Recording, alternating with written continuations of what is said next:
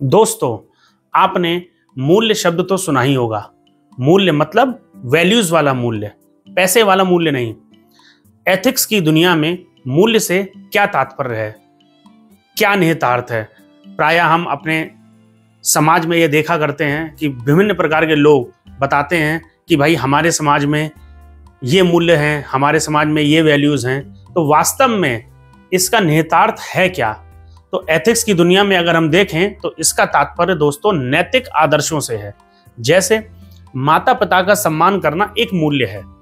अब इस सम्मान की अभिव्यक्ति का तरीका क्या हो, ये समाज के द्वारा निर्धारित कुछ नॉर्म्स के आधार पर तय किया जाता है। जैसे हमारी सनातन संस्कृति में सम्मान अर्थात रिस्पेक्ट मूल्य की अभिव्यक्ति के लिए चरण स्पर्श को एक नॉर्म्स के रूप में समाज के द्वारा स्वीकृति प्राप्त है। वैल्यूज की एक अहम विशेषता दोस्तों यह भी है कि ये नैतिक आदर्शों के बारे में हमें बताती है। ये यथार्थ का वर्णन नहीं करती, ये आदर्शों का वर्णन करती है। हमारे समाज में क्या चल रहा है ये नहीं, बल्कि हमारा समाज कैसा होना चाहिए इसके बारे में ये बात करती है।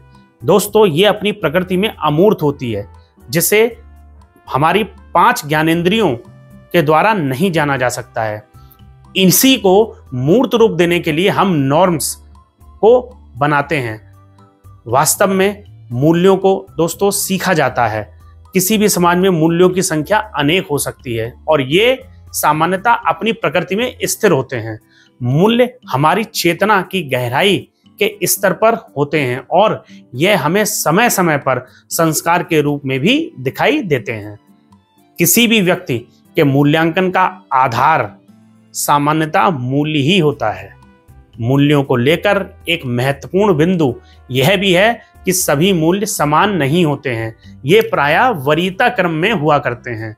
इनकी भी अपने आप में एक रैंकिंग होती है। जैसे उदाहरण के लिए ईमानदारी और समय के प्रति पाबंदी दोनों ही अपने आप में मूल्य हैं, लेकिन तुलनात्मक रूप से ईमानदारी समय की पाबंदी की अपेक्षा वरीयता क्रम में उच्च स्थान रखती है।